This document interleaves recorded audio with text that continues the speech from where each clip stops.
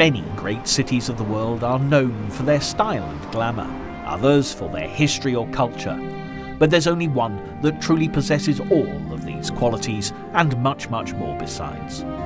We are, of course, talking about Paris, the romantic city of light. And even on a short break, you'll be guaranteed an unforgettable experience when exploring this magnificent European capital.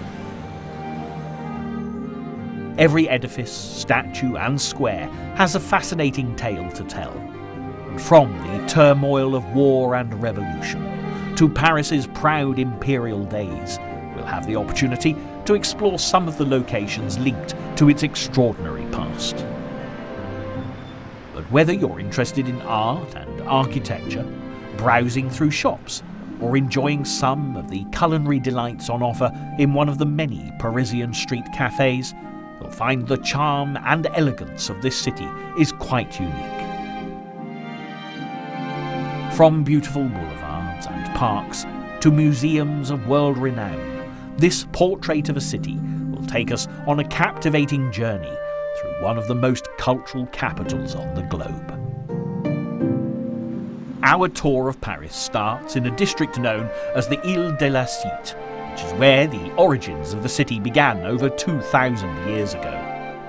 This area was once inhabited by Celtic tribes, but is today occupied by one of Paris's most impressive landmarks, the huge Gothic splendour of the Notre Dame.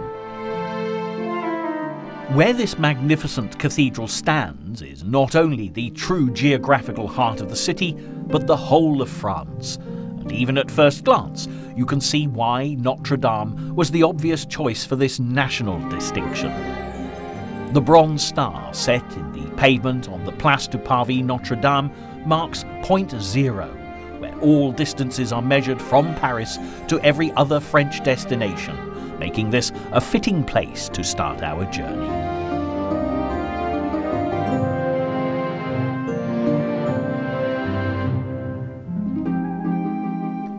Looking upwards from point zero, directly opposite the main entrance to Notre Dame, you get a real sense of the grandeur and significance of this cathedral, as the two towers of the west front lead your eyes heavenwards.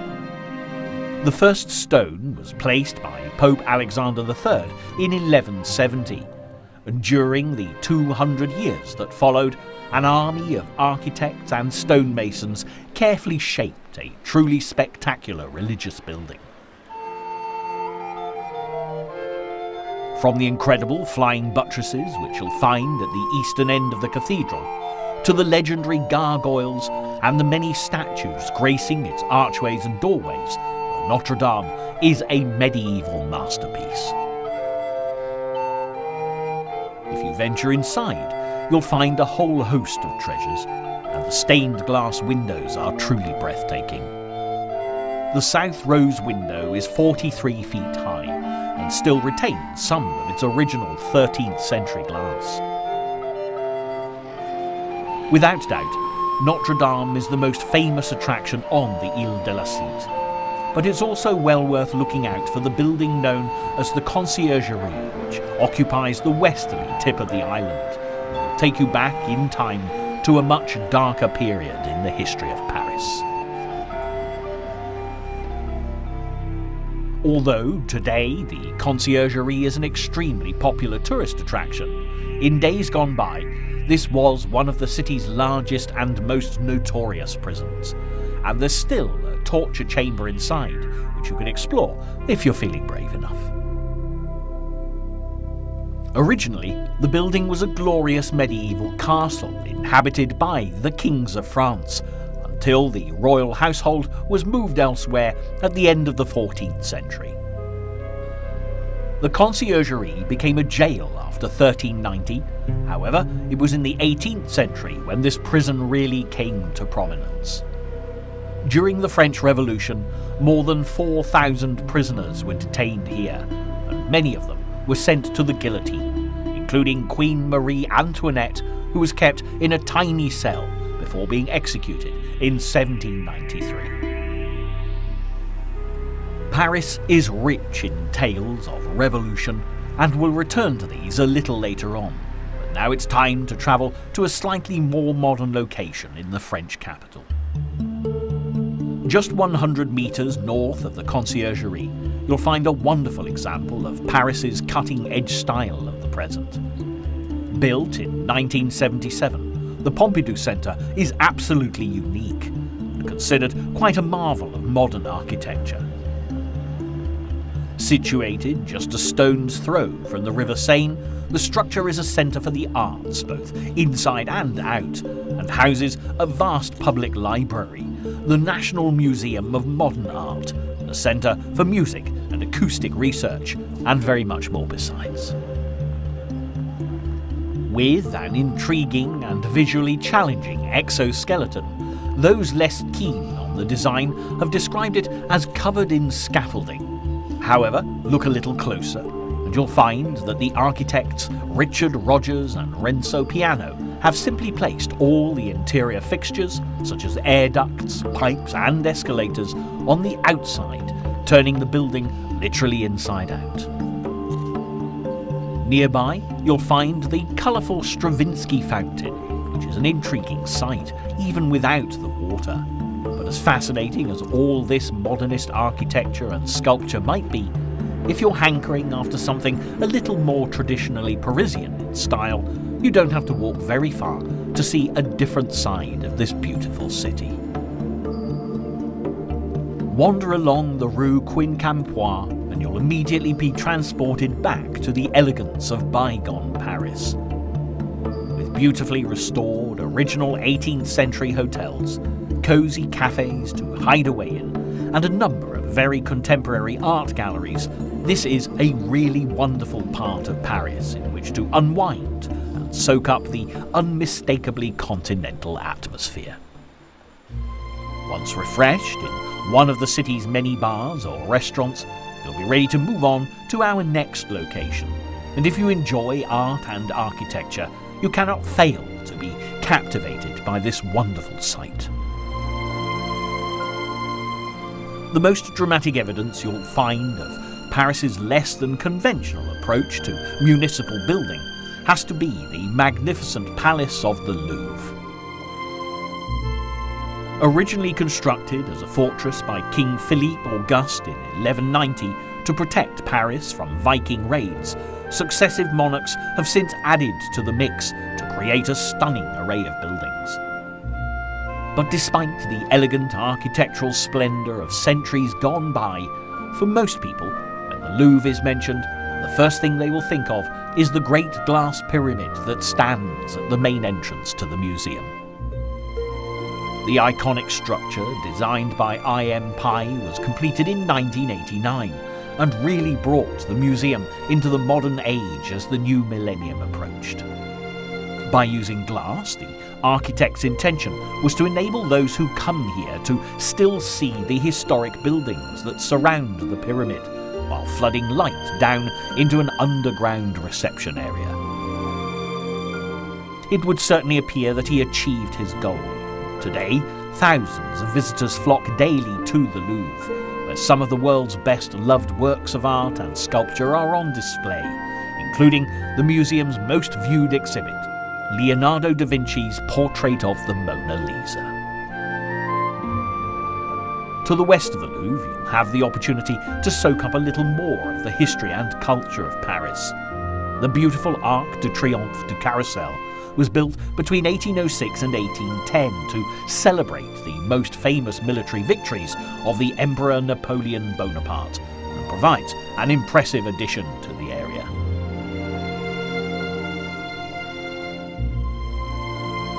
Years ago, the Grand Tuileries Palace provided a dramatic backdrop to this triumphal arc.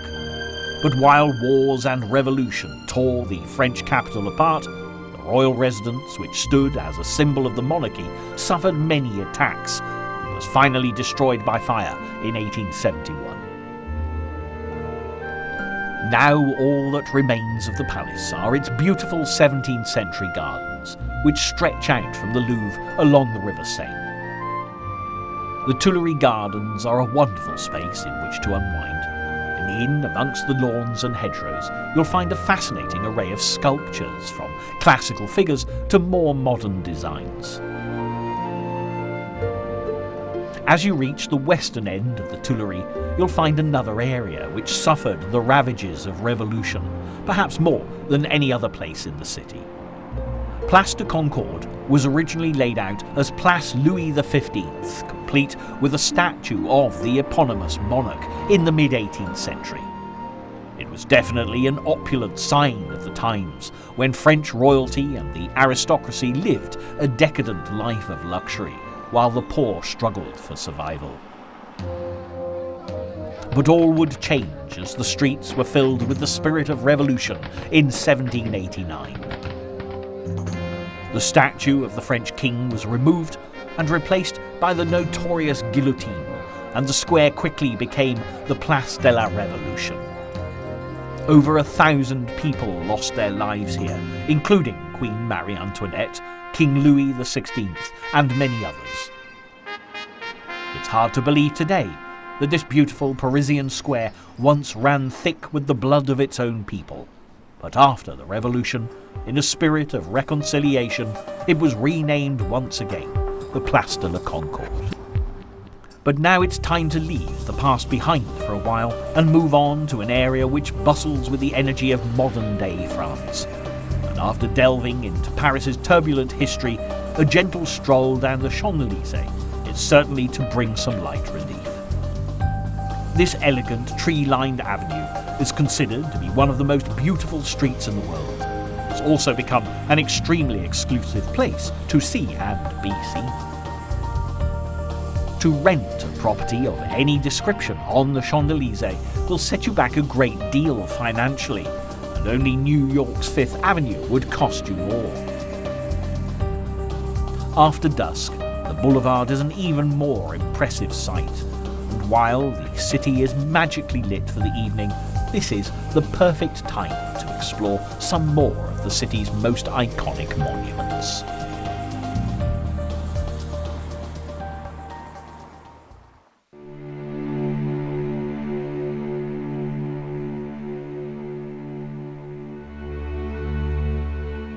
Although we've already seen a great deal of Paris, we've yet to explore some of the city's most famous landmarks. And at the end of the Champs-Elysees, you'll be greeted with a spectacular view of the Arc de Triomphe.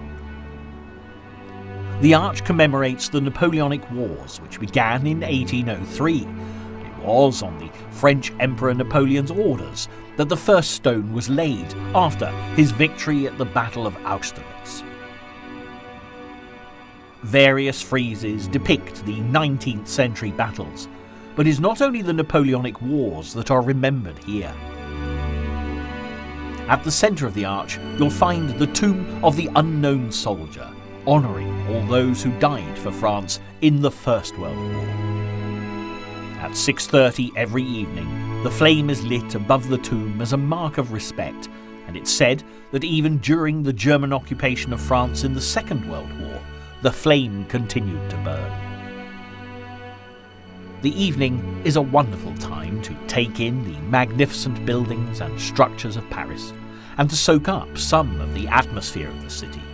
And if you head south, back towards the River Seine, there are plenty of interesting sights to explore.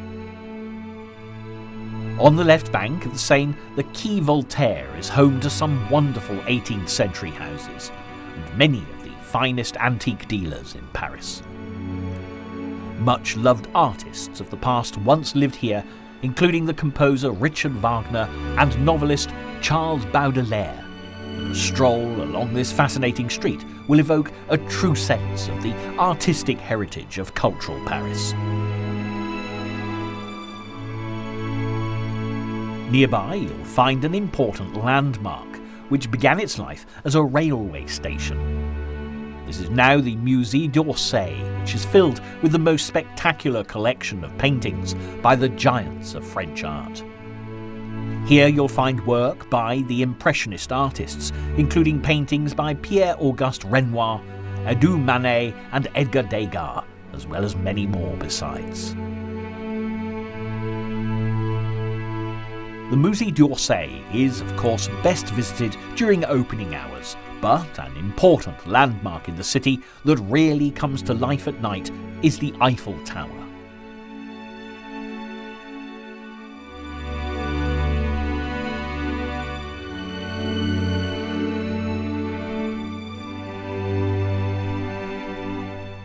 Situated about a kilometre west of Quai Voltaire, the Eiffel Tower presides over the River Seine and dominates the Parisian skyline. One of the many wonderful aspects of the Eiffel Tower is that no matter how many times you've seen it in books, films or posters, when you actually get to see it in person, it'll still exceed your expectations with its beauty and grace.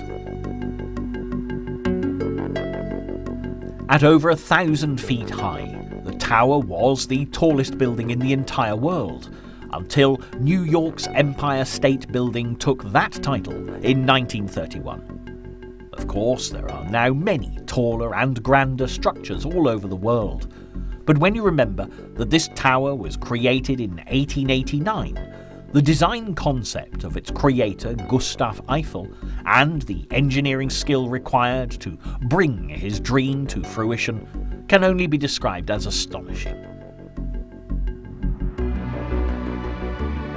Forever a symbol of Paris all over the world, it's incredible to think that a 19th century structure of iron and rivets can still have such a mesmerising effect on the senses, as each new generation discovers the unique experience that is the Eiffel Tower. If visiting by day, it's well worth taking the time to wander through the Parc du Champ de Mars and explore some of the other attractions in the area. At the end of the park, you'll find the Ecole Militaire, which was founded by Louis XV as a military school in 1750. The aim was specifically to help cadet officers from poor families to embark upon a military career. But this idealistic vision didn't last long, and all too soon it was utilised for the training of aristocratic army officers, no doubt adding fuel to the fire of the revolution already smouldering. Even so, the most notable graduate was, of course, Napoleon Bonaparte, and it's interesting to note that this area where the French emperor began his rise to power is also where he eventually ended up being laid to rest. Situated just to the east of the Ecole Militaire is another huge complex that makes up Les Invalides. You can't mistake the buildings, not least because of the stunning gold-covered dome of the church that demands your attention. The Église du Dôme is one of the finest examples of 17th century French architecture, and even on a dull and grey day, its wonderful gilded cupola lights up the sky like a replacement sun. If you have time to explore the inside of the church, you'll find the frescoes that adorn the interior are truly breathtaking, and the artist, Charles de la Fosse's Glory of Paradise, is without doubt the most impressive of all. Below the lavishly decorated cupola lies the tomb of Napoleon, and his remains have been here since December the 14th, 1840, 20 years after he died in exile on the island of St. Helena. There are plenty of fascinating sights in the Église du Dôme, but if you can bear to tear yourself away, it's now time to head away from central Paris to a district just a little further out. Nestled on the very edge of central northern Paris, Montmartre sits on a steep hill that sweeps elegantly down to the metropolis. Immediately obvious is the completely different atmosphere here to the rest of Paris, not least, as you can see for yourself, because the ground isn't sufficiently stable to allow for new building projects. So much of the district's old worldly charm and rather ramshackle architecture has been left undisturbed. In the past, Montmartre became home to young poverty-stricken artists who were drawn to Paris to ply their trade. many of whom went on to become world famous, including the likes of Salvador Dali and Vincent van Gogh. Today, as you stroll through the charming streets and squares, you'll find galleries and museums dedicated to the artists that once painted here. The Dali Museum stands at the very heart of Montmartre, and with no less than 330 original engravings and sculptures by Salvador Dali on display, offers an extraordinary journey through the artist's surreal universe. Not far from the Dali Museum, you'll find the Place du Tertre, a real Parisian high point, famed for its association with the artists who began exhibiting here well over a century ago. Awash with interesting little cafes and creperies, you'll find it full of budding artists, even when the weather's bad, ready and willing to capture your likeness for the right price. They may not be the next grand masters, but what better way to remember your travels than with your very own portrait by a Parisian artist? The artist and rather bohemian atmosphere may well be what attracts so many people to Montmartre. But if you head to the summit of the hill, there's a Parisian sight that if you come here, you can't fail to see. This magnificent basilica is the Sacre-Coeur, dedicated to the Sacred Heart of Christ. The white-domed extravaganza, considered to be one of France's most important Roman Catholic churches, really is a spectacular sight. Work began here in 1875 after two businessmen promised to build the basilica if France was spared from assault during the Franco-Prussian War. And as this is precisely what happened, they were true to their word. As a result of the advantageous location, the Sacre-Coeur can be seen from all over Paris, and from this spot, the entire city is laid out in front of you, giving as good a view of Paris as you'll see from the Eiffel Tower. Sadly, we're now nearing the end of our journey,